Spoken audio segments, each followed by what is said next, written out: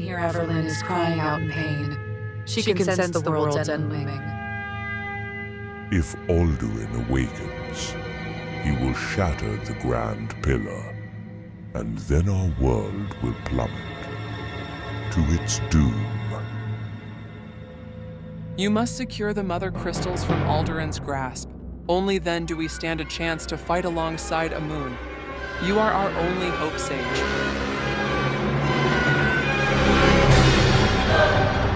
Watch out for the Titans. They are very aggressive. Don't worry about me. I've prepared for this my whole life.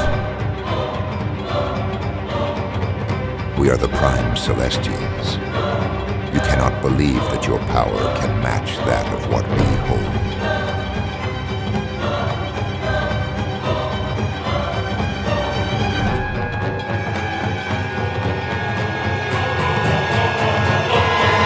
Go forth, Sage.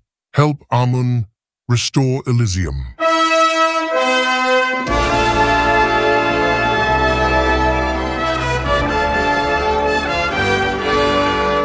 I have faith that you will do this world proud. But destroying the Mother Crystals will only bring the fall of our world. Why would they wish that upon all of mankind?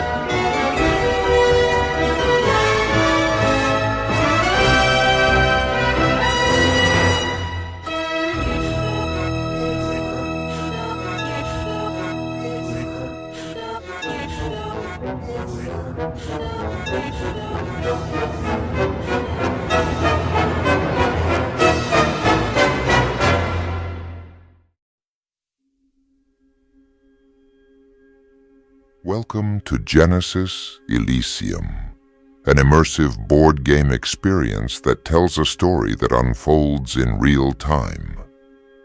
Players will be tasked as a Sage of Marea, the source of magic in this world, to venture forth and slay the god at the top of Erin Mountain, Alduin. Players explore the vast floating continent of Elysium comprised of 4 islands. Celestial Island, home to the Celestial Gate, Minorith. Home to Erin Mountain and Alduin, Citadel Island, home to the Dwarven Kingdom. And Maria Island, the heart of the source of magic and home to the Grand Pillar. Players explore the map using the designated stepping stones you see all over the Dwarven Citadel Island and Maria. However, some areas do not have any stepping stones. This doesn't mean players are limited to where they can go, because players can explore the entire map, from the very bottom of the Goldrich Cavern to the very top of Tempest Heights. Using the game's core mechanic, Goop. Goop is used to allow players to create their own paths to explore anywhere on the map, just as long as they stick. Goop comes in 3 colors, each with in-game legal uses. Blue allows players to create paths on flat surfaces. Pink Goop allows players to bind physical objects together that are loose on the board to make bridges or make unreachable areas reachable. Players can use this to traverse up hills, buildings, and even titans using white goop. Oh, did I forget to mention about the titans? Yes, well, Elysium is home to 4 of the buggers, one being made by the dwarves, while the other 3 roam the map in real time and can engage in battle with other monsters. Speaking of monsters, this world is filled with an array of creatures affected by the magic source, mutating life forms and vegetation, ranging from giant serpents, fierce dragons of all shapes and sizes, and even the fabled Morosaurus. These creatures all roam the map at their own leisure and altering the world around it, For you see, every experience will be different for every person, because this one-of-a-kind game exists with your choices and actions, which carry over to everyone else's gameplay. Meaning, if a Titan destroys a city, that city remains destroyed on first-time players after. The world will change, making each experience as unique as before. And keeping on the theme of the world reacting in real time, this includes the fate of the game also. For you see, the key objective is to slay the game's main enemy, Aldurin, currently in a frozen state atop Erin Mountain. If a player decides to have a crack at beating him, the after effects ripple to everyone else's gameplay. If the player manages to beat the mighty god of creation, this ends Act 1, bringing everyone else's gameplay to a halt until the following act begins. But if a player fails to best the mighty beast, Aldurin will be free from his frozen stasis and will begin traversing his way to the Grand Pillar. If Aldurin reaches this, the entire game ends permanently, for everyone further on being ever able to play it. This game is a living board game that carries everyone's journey in real time.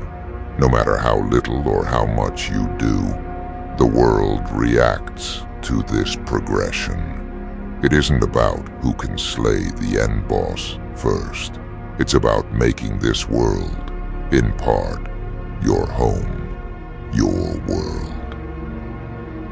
Uniting players through different gaming sessions, aiding one another for future events and quests. Everyone has the same goal, and everyone wins, unless Aldurin reaches the pillar. Genesis Elysium is comprised of 5 acts in total, each having the risk of ending the entire game for good if the enemy wins. Acts change when an act's main boss is defeated. Some time will pass before a live event takes place, showcasing the introduction to the next act, allowing all players involved to be a part of, and will receive extra bonuses for joining the events, making the game last longer with more to do and explore. Players can explore every inch of the map to find loot hidden in varying colored treasure runes littered around the world. The game features a complete list of 250 quests, ranging from item hunting, dragon slaying, and lots more. Players earn the in-game's currency, runics to purchase health upgrades, dice upgrades, materials for crafting, ingredients for cooking, and even to purchase supplies to build your very own village anywhere on the map, allowing other players in different game sessions more chances to shop and easier routes to get quests because you added something to the world. Players can even earn money claiming bounties, playing miniature pub games, fishing, ore mining, treasure hunting, baking, cutting wood, and much more.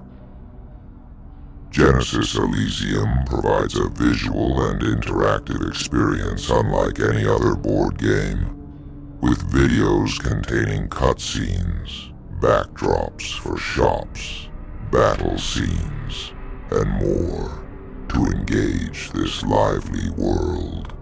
A board game with little to no restriction and so much imagination. Players' actions ripple throughout the world, and in turn makes you part of it.